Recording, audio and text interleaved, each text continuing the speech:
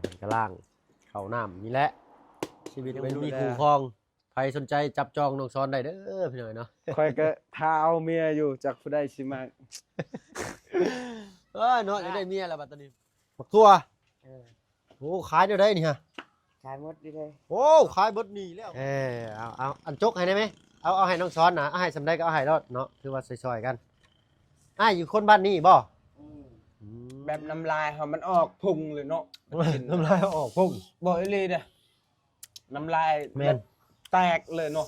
น้ำลายแตกเลยสบายดีเด้อแต่ก็บายน้ำบายน้ำโอเคไปได้บายแล้วบ้านหนึ่งไปพี่น้องผมพี่หน่อยเนาะตัดภาพตัดซองมาบ้านนี้ก็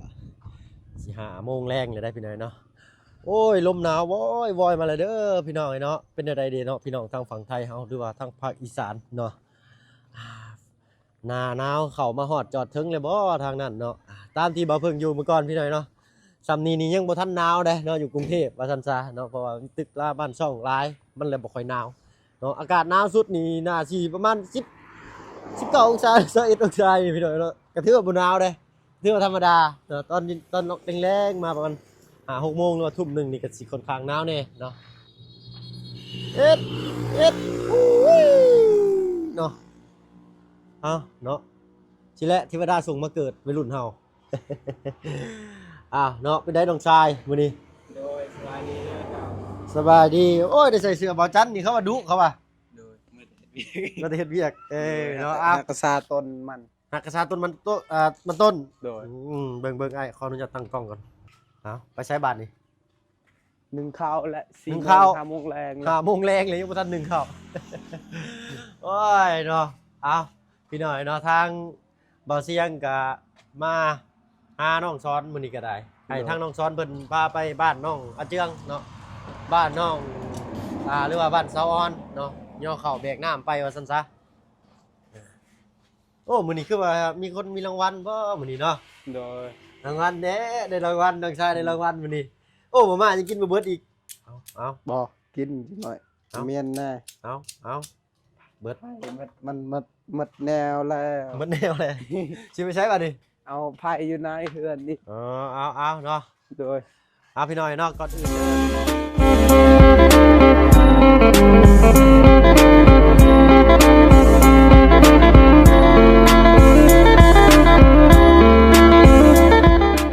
ทักทายเนาะกับทักทายสบายดีเนาะสบายดีผู้ใหญ่ใจดีแล้วก็ FC เบิร์ดทุกท่านที่เข้ามาหามาชมช่อง YouTube บ่เพิ่งเคยหลายคือเก่าพี่น้อยเนาะบ่ว่าฝั่งไทยฝั่งลาวเลยก็ทั้งฝั่งต่างประเทศก็ยินดีต้อนรับเข้าสู่ช่อง YouTube บ่เพิ่งเคยหลายเช่นเคยพี่น้อยเนาะวันนี้ทางบ่เพิ่งได้รับมอบหมายหน้าที่อาสาเป็นสะพานบุญตั้งหน้าให้ทางพี่เลี่ยมเนาะทางฝั่งไทยเพิ่นพี่น้อยเนาะก็เป็นรอบที่2บ่เพิ่งเข้ามาหาทางน้องอาเมืองชื่อเพิ่นว่าอาเมืองพี่น้อยเนาะเป็นอ้ายของอาบ่าวอาเจืองเนาะบ่พอเพิ่นพี่น้อยเนาะ5 โมงแรงเลยเพิ่นยังบ่ทันเข้ามาอยู่เนาะก็ถ้าบ่เพิ่งก็ขอกราบขอโทษขออภัยทางพี่เลี่ยมหลายๆพี่น้อยเนาะที่ทางบ่เพิ่งยังเฮ็ดภารกิจตัวนี้ภารกิจที่ง่ายแสนง่ายบ่เพิ่งยังบ่สามารถเฮ็ดจบได้เนาะก็ขอโทษพี่เพิ่นหลายๆเพราะว่าทางบ่าวอาเมืองเพิ่นยังบ่ทันมาแต่แก่กล้วยให้เวียดพี่น้อยเนาะกำลังว่าสิให้น้องซ้อนไปเป็นตากล้องให้จักบาทน้องเนาะให้ทางน้องเพิ่นชอบไว้ก่อนเบิ่งได้เข้าไปนั่นเฮ็ดไม่งอดเบิ่งก่อนเด้อจังเข้าเด้อทางตู้พ่อบ่เห็นเบิดมือเลยมื้อนี้น้องๆเนาะเราไปชวนกล้วยไปค้ำคากล้วยค้ำคากล้วยแนวใดค้ำคากล้วยคือค้ำต้นกล้วยไว้ซื่อนี่บ่โดยแบบกล้วยเฮามันหักค่าต้นกล้วยมันเครือใหญ่แล้วมันหักโดยมันต้นมันน้อยเด้โดยก็เลยไม่ค้ำไว้มันใหญ่แต่มากมันชื่อทงยางมาดังพายอันคือว่ากล้วยน่ะมันเครือใหญ่โดยต้นน้อยพี่น้อยเนาะโดยต้นน้อยมันเลยหักกว่านี้โดยทั้งอันพ่อเพิ่นเลยก็เลยไปค้ำต้นกล้วยไว้เนาะอยากสิไปตัดแต่ตัดแบบบ่ฮอดชัยเลยคันตัดแล้วมีแต่ห้อยอยู่หั่นกับช่วงนี้หักอาชามันแน่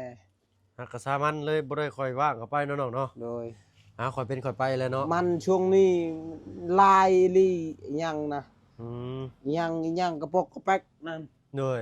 วาร์เวอร์นั่นยังเนาะบาดนี้เนาะวาร์เวอร์โอ้ยใบไม้นั่นใบมันอยากเหี่ยวบ่หรือเป็นจังได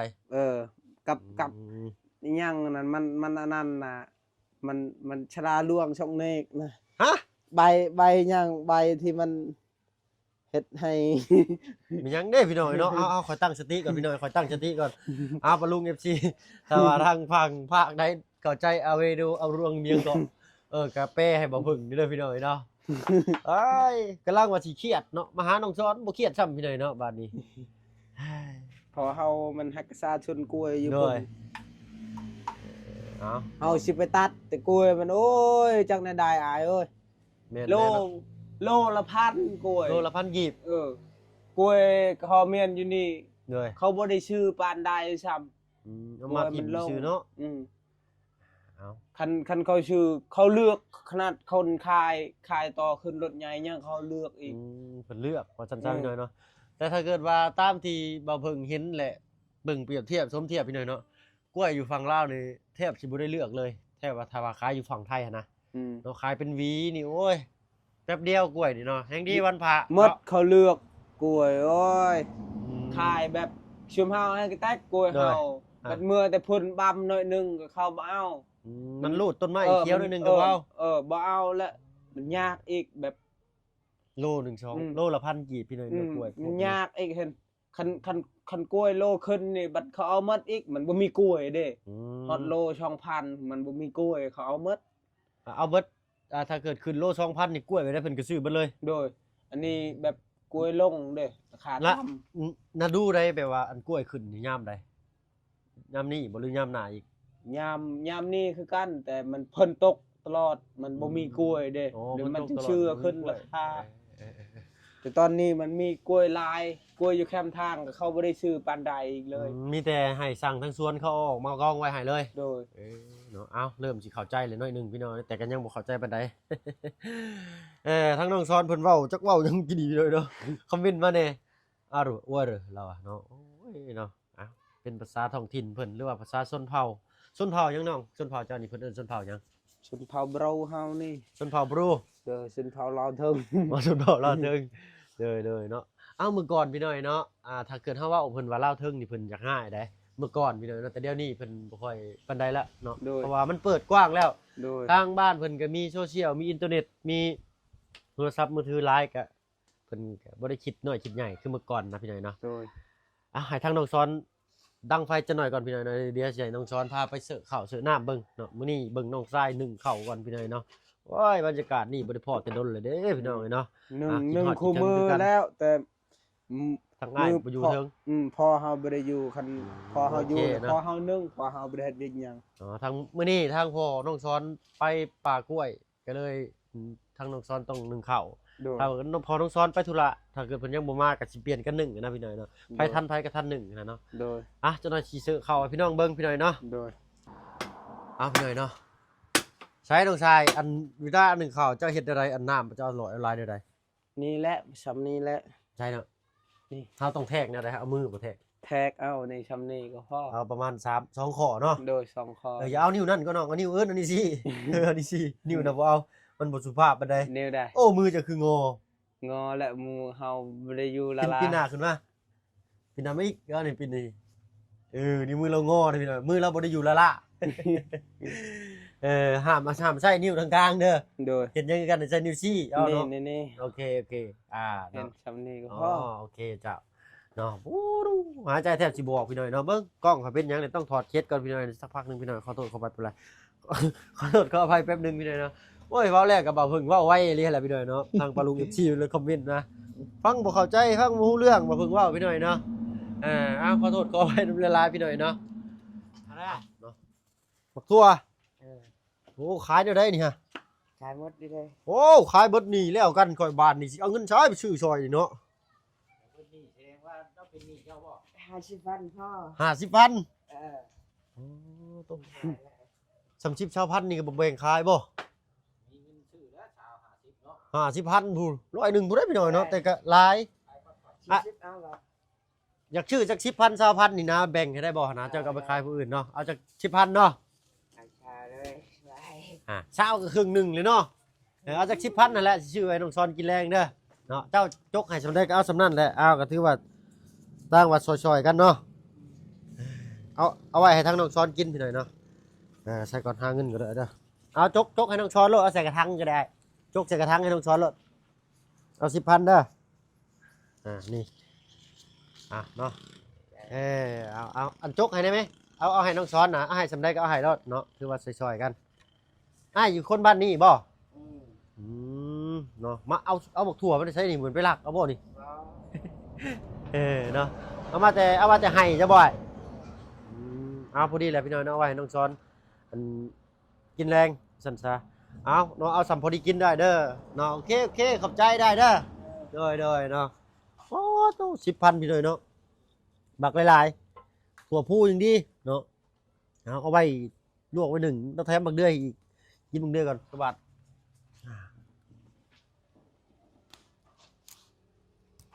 เอาไว้กินเด้อน้องเด้อโดยทนยังให้ชื่อเบิดพี่หน่อยเนาะชื่อบ่เบิดแล้วจะไปอันสู่บ่ได้กินเนาะคำว่าเมื่อบ้านน่ะใครอยู่ถึงมือแบบ50,000กะ80 บาทพอดีหลายเติบอยู่พี่หน่อยเนาะมาแล้วควันเริ่มมาแล้วควันตกใจเริ่มหนาวแล้วน้องจอนโดยอากาศมันเริ่มหนาวแล้วช่วงนี้เริ่มหนาวกับน้องจอนก็เริ่มกินฮอดผู้สาวแล้วบัดนี้เนาะกินฮอดช่างชาบ่มีอีกได้เมียอยู่เดี๋ยวนี้อยู่เพลียวเงาอยู่เพลียวเงาเดี๋ยวกันพี่หน่อยเนาะเบิ่งสิเปิดแฟลชให้พี่น้องก่อนพี่หน่อยเนาะโอ้ยบ่เห็นซับโทรศัพท์ก็ได้โอเคแฟดมาแล้วพี่หน่อยเนาะโอ้ยเมื่อคืนนี่กับเขาบ้านน้องหัวขับมืดตื่นหูตื่นตาเขาไปเลยถ่ายคลิปลงให้ปลาลุงเบิ่งเท่าบ่เห็นยังเลยปลาลุงเพิ่นว่าโอ้ยขอโทษขออภัยนำลายพี่หน่อยเนาะถ้าว่าสิ้นแสงไปแล้วเนาะโทรศัพท์บ่เห็นหุ่งโดยเห็นอะไรต่อบัดนี้ข้างเขาเลยเอายังต่อเติมมีบัดนี้ให้เอาข้าวเอาน้ำบ่เฮ้ยเอาตามติดชีวิตน้องช้อนอีกมื้อนี้พี่หน่อยเนาะใส่หัวกูอันนี้มวยพี่หน่อยเนาะมวยระวังกันถือศอกเราได้มวยบ่ส่วนบวงสวงซามเราสาดสะอ้างเด้บักถั่วมันก็ยั่งอยู่เนาะยั่งตำบักถั่วปิ้งปลาโอ้ดูยามหนาวพี่หน่อยเนาะตำบักถั่วปิ้งปลาหมอพอค่อยไปเอาอยู่ชวนเจ้าก็มีบ่น้องบักถั่วบ่ชวนอายะเฮาชวนอายะชวนปลาหมักเดือยมีบ่หมักเดือยนี่มักเดือยนี่หมากอันนี้เพิ่นเอิ้นมาอย่างนี้บ้านเจ้านี่ต้องนายสิปัวตอร์ตัวตอร์โดยบัตรของข่อยบัตรเขาแปลว่าสิปัวตอร์สบัวตอโดยหมักถั่วได้สับปะรดได้กันเนาะสตองโดยเป็นกระล่างเข้าน้ำนี่แหละชีวิตวัยรุ่นเนาะวัยรุ่นชนเผ่าบลูโดยยังมีคู่ครองใครสนใจจับจองน้องซ้อนได้เด้อพี่หน่อยเนาะค่อยก็ท้าเอาเมียอยู่จากผู้ใดสิมาเนาะอยากได้เมียแล้วบัดตอนนี้จักปีนี่น้องเจ้า18บ่คือ19แล้วเดี๋ยวค่อยก็สาวค่อยก็เฒ่าเลยเขาบ่มักอีกค่อยหน้าก็เคลอยู่เหมือนกับแบนี่เนาะก็รอแล้วสำนี้เอาแล้วเนาะมีข้าวเย็นพร้อมเนาะยังเหลือน้อยเดียวน้อยบ่นี่ฮะโดยเครื่องติ๊บพี่หน่อยน้อยแล้วอ่ะจะน้อยพอเมื่อมันก็หิวมันกินอุ้ยตกใจเบิดโอ้เครื่องติ๊บเข้าโอ้คือเป็นชานซะเนาะคือบ่ล้างเลยล้างแล้วมันเป็นอีกล้างมันต้องตากแห้งให้มันแดดได้หน่อยมันแห้งคักมันจังบ่ขึ้นลาต้องเย็บผ้าแยงเขียวเอาผ้าแยงเขียวใส่โดยห้องเลยก็เย็บเดี๋ยวเข้าใส่แบบนี้มันสิบ่ขึ้นลาหลายคนแหละติบเขามีแต่ดำแบบนี้มันพอมันชืดเด้มันชืดตลอดเด้พี่หน่อยเนาะถั่วพอลูกเก็บกินบักเดือยบ่ได้ต้มสิยืงท้องบ่ได้เนาะเดือยโดยป่ะ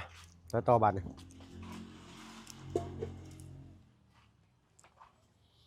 โอ้สิได้ยังได้กินแรงนึงก่อนนี่ฮะจักสิกินยังกินมีอายชุมให้นั่นละยังเหลือตะโข3ห่อจัก3ห่อก็พอกินแต่ห่านตลอดมันก็บ่มีแล้วกินผักกินหญ้าแรงพอดีแล้วทางตู้พ่อมาเพิ่นสิได้ยังได้มาสู่กินเนาะจักสิกินยังยันลงเมื่อยเฮ็ดเวียกเมื่อก็นอนพักผ่อนได้เอาหงนี่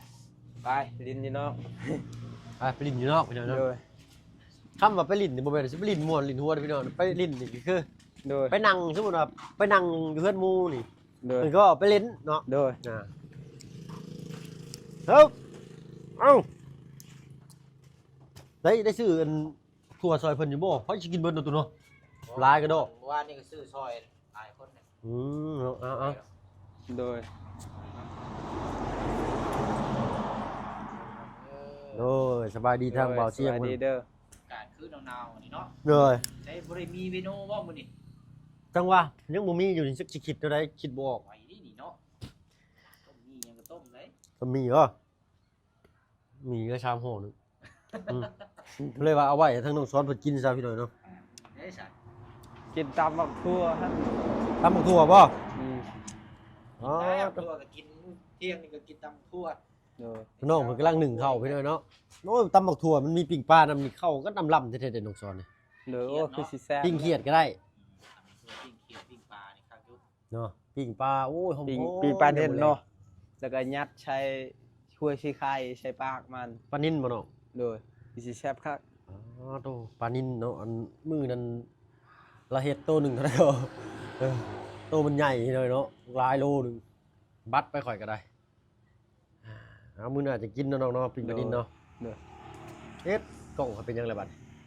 พี่น้อยเนาะยังบ่พากันกลับบ้านกลับซ่องเทื่ออยู่เนาะมานั่งเล่นหนังแอนน้ำน้องซ้อนเพิ่นพี่น้อยเนาะมื้อนี้ก็ได้ โดย เมื่อกี้นี่ก็พากันย่างไปอันหาบ่าวอาเมืองบ่น้อง โดยบ่าวเมือง บ่าวอาเมืองอ้ายของบ่าวอาเจืองว่าซั่นซะ โดย มาเล่นน้ำลังแล้วก็บ่ทันกำลังเข้าไปหาน้องอาเจืองพี่น้อยเนาะทางอันบ่าวน้องอาเจืองก็เอิ้นเบิ่งๆก็บ่ทัน โดย ทางอ้ายเพิ่นนั้นรีบขึ้นรถไปน้ำเวียด ไปเวียกพ่อ ไปเฮ็ดเวียกโดยทางข่อยพอดีทางพี่ใจดีเพิ่นฝากเงินมาให้ทางบ่าวอาเจือง 1,000 บาทเลยเนาะให้ทางและให้เพิ่นซื้ออยู่ซื้อกินเนาะซื้อจู้ซื้อนมสู่ลูกเพิ่นนั่นแหละเนาะเพราะว่าเมียเพิ่นจะบ่อยู่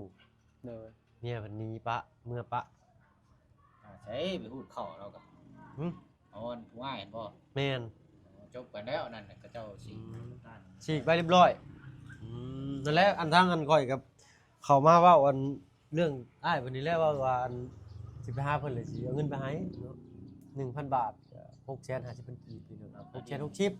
เลี้ยงลูกน้อยแล้วเนาะอุ้มลูกน้อย เหนื่อยนี่ขาโอนขายังก็เหลืออยู่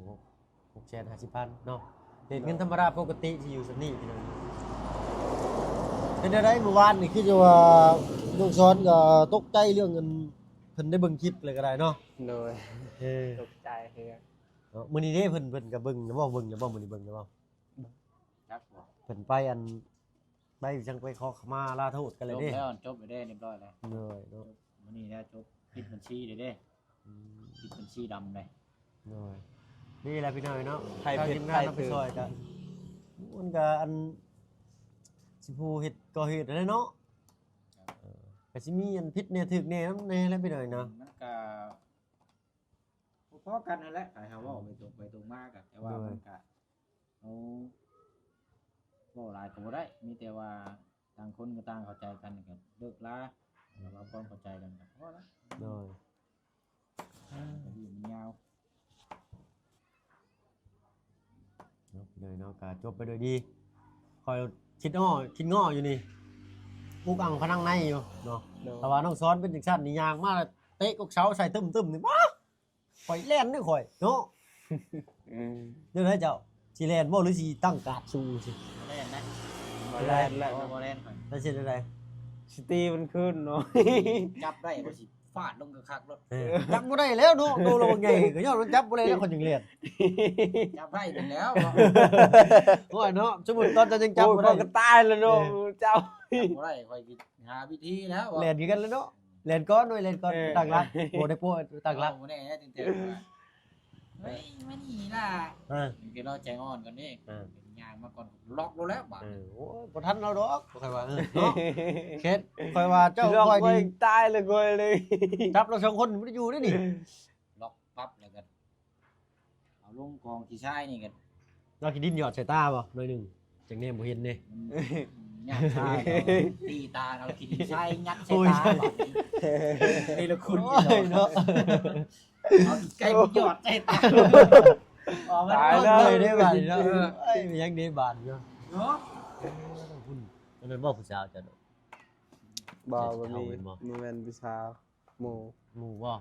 โอ้น้องพรมีเลยเนาะทางเฮาก็บ่ได้เข้าไปได้เป็นน้องๆเพิ่นไปโดนแล้วแหละเอาเนาะเรื่องความรักความมักก็ปล่อยให้หัวใจน้องเพิ่นจัดการเนาะจัดสรรเอาเองเพิ่นดีกว่าเฮาบ่เข้ายืนมือไปยุ่งเกี่ยวดีกว่า สมมุติเอาเลือกผู้นี้ให้ได้น้องเด้อมักกันได้4-5มื้อผิดเถียงกันเอ้าเป็นน้ำมันชุมเฮาอีกแล้วว่าซะเนาะหาคู่หาครองให้ เราคุยกับผู้ชาวอำนาจเจริญ โอ้มีธรรมดาตัวนี้เนาะ บ่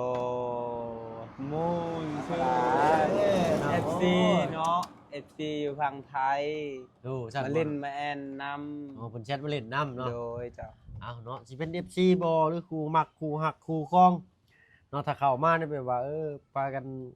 เว้าแต่ทางที่ว่ามันสร้างสรรค์เนาะบ่ โดยเจ้า บ่โกงบ่ขดบ่โกงกันในทางอัน โดย ชอบโกงนี่มันก็สิบ่อยากดีปานใด โดย เนาะเอา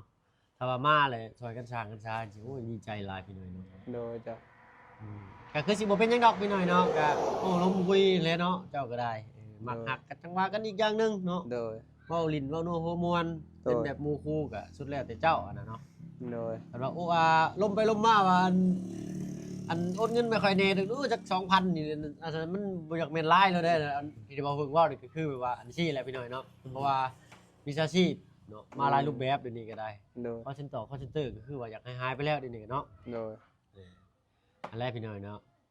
ก็เขาเว้าในเผื่อในเรื่องนี้นำแน่เนาะ โดย ถ้าว่าฮู้ทันกลโกงของคนเฮาก็ปลอดภัย โดย เนาะถ้าว่ามาคุยกันเล่นแอนเว้านัวหัวมวนเนาะฮักกันแพงกันก็ดีใจนำนั่นนะเนาะเผื่อไว้แน่จังน้อยนึงหั่นนะเนาะ แล้วบัดนี้สิได้หากินข้าวกินน้ำแล้วบัดนี้คำมืดเลย โอ้ยผู้แล้วข่อยก็สิลงเมื่อพักมื้อเช้านำ 5โมงแล้ว แล้วบัดนี้ 5 โมงกาย30คำเลย 5โมงใกล้30ค่ำเลย อันนี้5 โมงกาย 5โมง40ประมาณนี้นะพี่น้องนะครับเลยแต่เก่านี่6โมงนี่ตะเว้นยังบ่ทันตกดินได้น่ะยังบ่ฮอดหน้าหนาวเนาะตัว ฮอด เนาะ 8 โมงพุ่นจะคำ8 โมง ประมาณทุ่มหนึ่ง 7โง อากาศมันเปลี่ยนในช่วงหนาวๆนี่มันสิคำไว้ แม่นคำไว้พนันแจ้งได้อบัดนี่ตีห้าตะเว้นขึ้นตะเว้นมันก็ขึ้นไว้อยู่แต่ว่า ตีหกแหละค่ะ แจงอยู่หา ตีหก อืม ต้อง6โมงเช้าบ่มีตีหก โดย 6โมงตีหกได้ตัว 6โมงเช้า 6โมงเช้า โดย นับจากตีห้าแล้วบ่แม่นแล้วตีห้า6โมงตีหนึ่งตีสองตีสามตีสี่ตีห้าเลยจากตีห้าก็เป็น6โมงเช้า7โมงเช้า8โมงเช้า9โมงเช้า10โมงเช้า โดย 11 12เที่ยงบ่าย1บ่าย2บ่ายบ่าย โดย บ่าย3บ่าย4เนาะแล้วก็5โมงแล้วก็6โมงแล้วก็ทุ่ม1 2ทุ่ม3ทุ่มไปอีกบัด โดย สัตว์ใด นี่นั่งไปนั่งมานี่เราอยากขอเพชรเจ้านี่ บาดเนาะโอ้ย อ่านเบิ่งก็เจ้ากับแม่นบ่ บ่าวเสียงขอเฟซน้องสอนแหน่สิโทรลินนำว่าซั่น นี่มีแต่เขาโทรเล่นน้ำซื่อๆเอาโลด เอาโลด เอา มีแต่เพชรน้องเพิ่นก็ เจ้าอยู่ไสซะ น้องสอนคนขยันนั่นแหล้ว เราก็สิแคปโปรไฟล์ไปให้เพิ่นเบิ่งเนาะ โดย โอ้สาวลายเด้ โบ เนาะ เอ เสี ฟ ย ซี หลายแท้นี่เนาะ เอฟ โอ้ย ซี สิได้ลกคนแข่งน้องสอนเพิ่นไปนำเลยนี่เนาะ นี่คนไทยได้พี่น้องเนาะ กันในที่ว่า FC อยากแชทมาเล่นมาแอนนำอะไรไปเนาะในความสื่อตรงของเพิ่นเนาะในความไร้เดียงสาว่าซั่นซะเนาะ แล้วนี่ เอานี่แหละก็มีแต่โอ้ลมพูดคุยกันในทางที่ดีอะไรน้องไอ้เนาะ โดย อย่าคุยกันไปในทางมิจฉาชีพได้กี่ขั้นไต่กี่ขั้นน้ำด้วยข่อยเนาะ โดย แล้วแต่แล้ว เนาะเอาก็อยากเตือนๆน้ำเรื่องนี้น้ำเรื่องหนึงพี่หน่อยเนาะเขาก็ไม่ได้คิดว่าเพิ่นจะเป็นอันมิจฉาชีพดอกพี่หน่อยเนาะก็เป็น FC หั่นแหละ นี่โทรดินน้ำ เนาะแต่บางเทีแบบมิจฉาชีพแฝงมาใน FC ได้สาธารณะก็ให้ระวังไว้เนาะถ้าว่าบ่พึงว่าผิดบ่ถูกเลยก็กราบขอโทษขอไว้หลายเด้อพี่น้อง ไป เด้อเนาะ แล้วเจ้าครับเป็นเรื่อยเพิ่นเด้อ โดย ซื้อเพชรด้วยเพิ่นดิ เดี๋ยวเพิ่นสิแทนหา อ๋อเด้เนาะจือไว้เด้อมันสิขึ้นเป็นตัวเคเด้อน้องเด้อเนาะเอาบ่อ่านเบิดดีกว่าเนาะ โดย เอาอันนั้นตามนั้นละเนาะ คือเป็นภาษาเวียดเนาะบ่แม่นได้กินนี่เนาะ เนาะตามคิดนะ ให้ทางน้องซ้อนเพิ่นโอ้ลมไปในทางที่ดีอะไรพี่น้อยเนาะ โดย ว่ากันยังเพิ่นได้โทรมาดินน้ำ ตำเจียวกินมะขามไม่ยังน้องซ้อน ยังบ่ทันได้กินข้าวฉันเจ็บท้องข้างไว้ฮอดเนาะ โดย มันคานนี่ไปใช่เลย อยู่พุ่นกินบ่ จัดมาเบิ่งตามไปพี่น้องตามเอ้ย ดำแล้วเฮากินกับ กินกันก็ได้เปล่าเชียง นี่แหละ ฮะอะไรน้อง นี่ ใช่ พ่ออย่ากินลายเนาะจะได้เจ็บท้อง กินสุนี้แล้วนะคำอะไรชื่อบาดบ่เชียงปุ๊บหรือบ่จักกันยังเนาะ เอ้า กินเบิดมื้อถ้วยเดียวนี่ โอ้กินตลอดเปล่าถ้าบ่ได้กินมันก็บ่ได้แซ่บ กินแล้วมันแซ่บบ่น้อง จับนี่ ชิมแม่ให้เจ้ากลืนน้ำลายเบิ่ง กิ นี่ นนี่ชื่อกันน้ำลายแตกแหละ คอยได้พุ่งชะตาก็ได้เลย บ้า บ้าเจียวคิงพี่หน่อยเนาะต้องคุยนัก ใส่ขิงบ่ต้องใส่ขิงมันก็อยากเฮ็ดอะไรนึงเนาะ เผ็ดแต่มันคักไปเขามักใส่ขิงอยู่หาวคันกินชม ขิงกับปักเทียมอย่างเดียวตัวอื่นเขาไม่ได้ใช้ กินอย่าชมเจ้า ไปเลยบ่สิไปเจอกับไปคำหนึ่งแจ้งคว้างแล้วพี่หน่อยเนาะ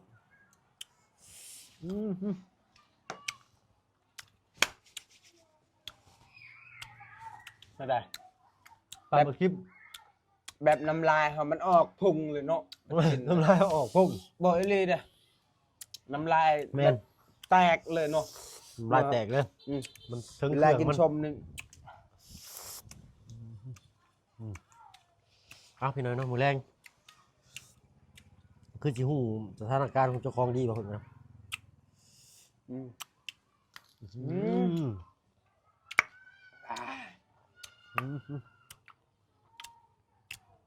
ชมแห้งมาได้ ตามคลิป คอยบไหว้แล้วคอย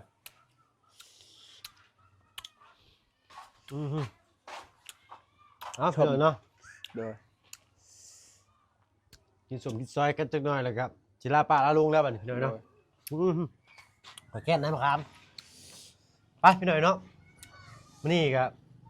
รอถ่ายทางงานอ้ายบ่าวเจียงหรือว่าบ่าวเมืองยังบ่ทันมาอยู่ โดย 5:30เลยนี่ก็ได้ โดย เอ้าพบพรกินหนักแล้วกันพี่หน่อยเนาะ โดย กับขอ ส โทษ บาย ขอ ดี อภัย เด้อ ทางพี่เลี่ยมน้ำลายๆเนาะมื้อนี้ยังบ่สำเร็จรุ่ล่วงเนาะเป็น โดย มื้อหน้าเนาะมื้ออื่น โดย ทำบ่เพิ่งสิแลนเข้ามาใหม่อีกเนาะสำหรับคลิปนี้ขอตัวลาลงแล้วพี่หน่อยเนาะ โดย พบพรคลิปหน้าคลิปนี้สบายดี โด จ้ะ ยสบายดีเด้อเจ้า โด สบายดี FC ทุกคนปลาลุงเด้อสบายดีเด้อ โดย แต่ก็บายบายน้ำ บ๊ายบายน้ำ โอเคไปได้บ๊ายบายแล้วบัดนึงไปพี่น้องผมพ่อกันคลิปหน้าคลิปนี้จะได้มีแห้งเบัดสุผู้ทุกคนความเจ็บอย่าสิได้ความไข่อย่าสิมีเด้อเนาะไป